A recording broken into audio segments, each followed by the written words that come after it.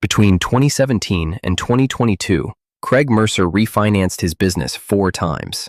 4 times, the bank said yes. 4 times, the pressure disappeared overnight. 4 times, Craig told his wife, "We're going to be okay." And 4 times, he was wrong. Because here's what nobody told Craig. Every time he refinanced, he wasn't solving the problem. He was paying someone else to let him keep ignoring it. Stay till the end. There's a pattern in this story that quietly ruins more businesses than bad markets, bad products, or bad luck ever will. Craig owned a mid-sized printing and branded merchandise company in Charlotte, North Carolina.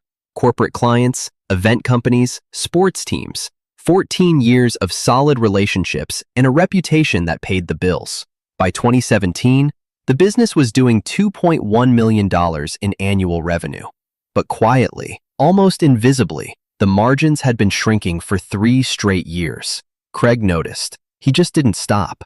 Digital alternatives were eating into his core business. Clients were ordering smaller runs. Fewer trade shows meant fewer bulk orders. 2 competitors had already closed. By late 2017, Craig's monthly debt repayments, equipment loans, a commercial lease, a line of credit, were consuming 38% of his revenue. Cash got tight. A major supplier threatened to pause fulfillment. Craig called his bank.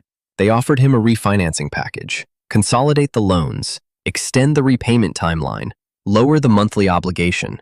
The monthly payment dropped from $41,000 to $26,000. Craig exhaled for the first time in months. "That buys us room to grow," he told his operations manager. His operations manager, a quiet man named Dennis, nodded slowly, but said nothing. 18 months later, the same problem returned. Revenue crept up, but so did expenses. The margin problem refinancing never touched kept bleeding quietly in the background. Craig refinanced again, then in 2020, then early 2022. Each time, the monthly number got smaller. Each time, the total debt got larger. Each time, Craig mistook relief for recovery. One afternoon, Dennis finally said it out loud. "Craig, we keep making payments easier, but we've never asked why we can't make them in the first place." He slid a spreadsheet across the desk. 2017, 19% margin. Today, 6%. 4 refinances, and the margin drops every single year. "The debt isn't the disease, Craig." He paused. "It's a symptom." Craig stared at the numbers for a long time.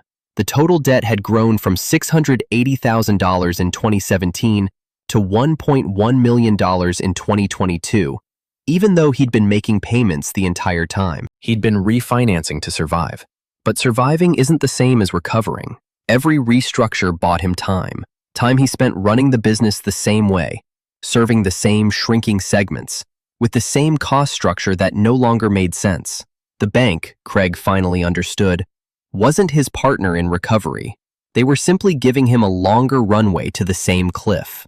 He brought in a business turnaround consultant named Adrian, who spent 2 weeks inside the operation.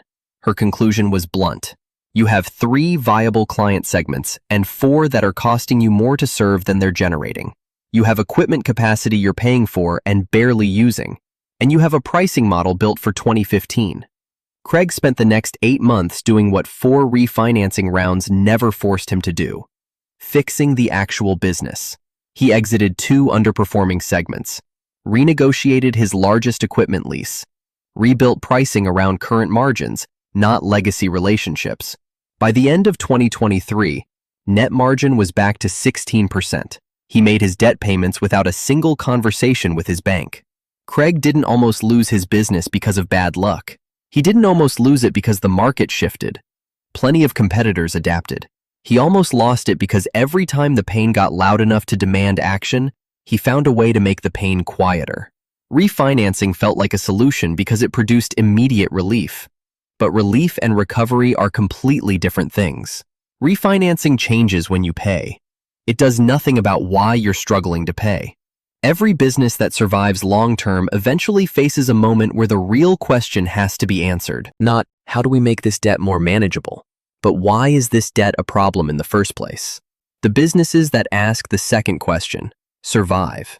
The ones that keep answering the first one eventually run out of banks willing to listen.